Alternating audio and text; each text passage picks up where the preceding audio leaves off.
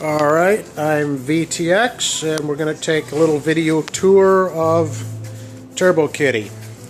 This is the exhaust side. It shows the mountain or vented side panels.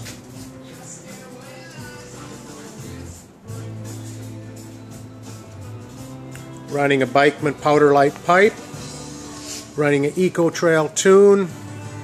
Somewhere around 220 to 230 horsepower. Right now I'm running a pretty worn out Cobra track. That'll get upgraded to a Ripsaw 2 quickly.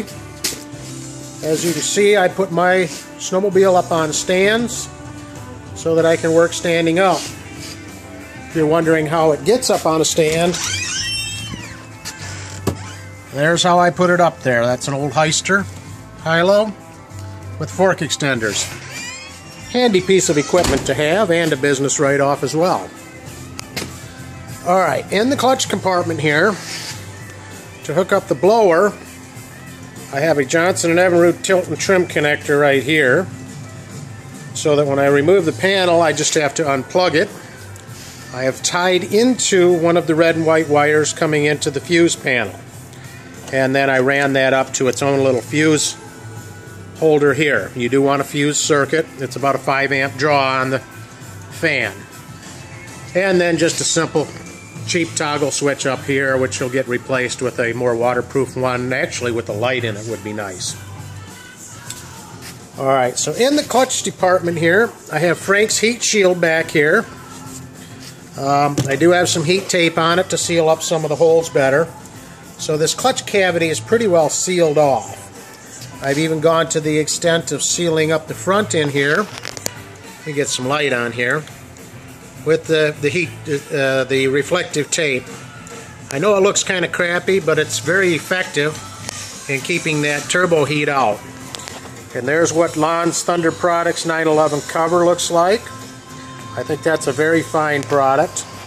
I also have his heavy hitter weights in there, and Smitty has worked on the clutch. Down in here you see Artie Cat's new brake guard. That's a nice piece. It replaces the old one. I am going to put a cover on the top of it because I don't want snow dust coming up into the secondary clutch.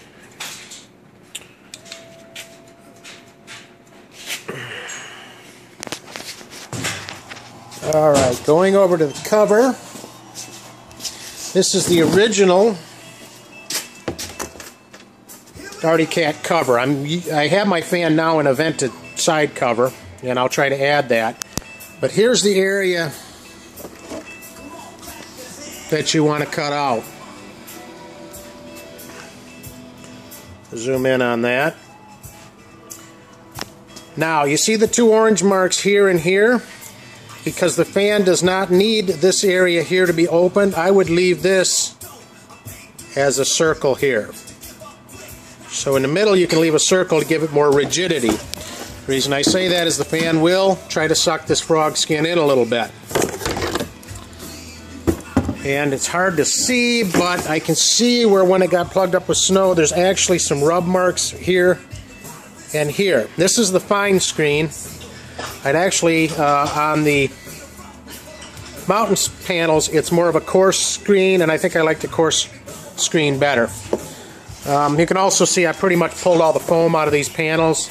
I would suggest pulling all the foam out of these panels so you get better airflow. Now, with the fan, I frog skinned this on the inside.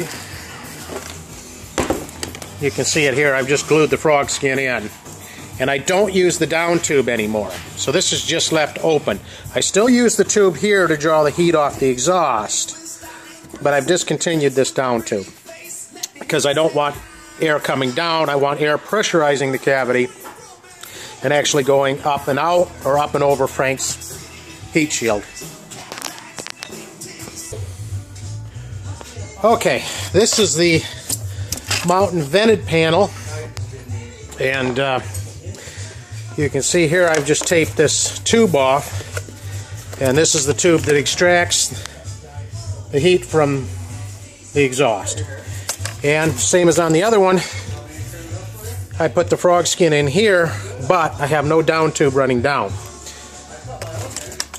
So my air is coming in through the fan here. I've also blocked this off, which I'll do better. This is all just prototype stuff, so some of it looks kind of crappy, but I'm just trying to see what works best to get this airflow under control.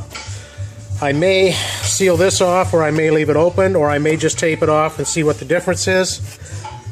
I think I will block this off because I don't want air getting out here.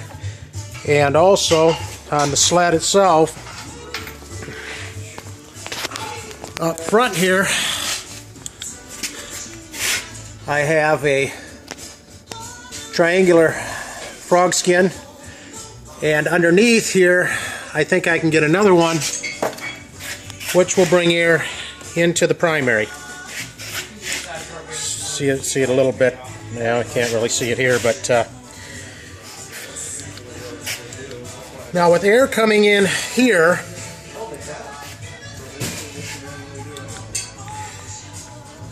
it's pretty much directed at the secondary clutch because that's the only place you can put the fan. But it pressurizes this whole clutch bay, and then the air can sneak up through here and through here, jump over the wall, and go across the engine the opposite way. So the airflow that's coming in, we're trying to direct most of it off of this side. So far that seems to be working well. Okay, back to the placement of the fan here, just so you know where it is. There's a flat spot on the fan here that basically I line up with this line here, and this is just a little bit off the bottom. I'm just trying to give you an idea of where this fan is positioned in the panel.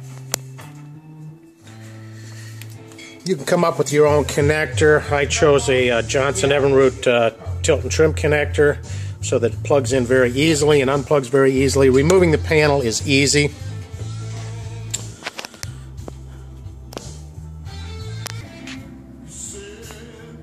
Okay, here's putting the panel on. Start the clips in there. Reach around.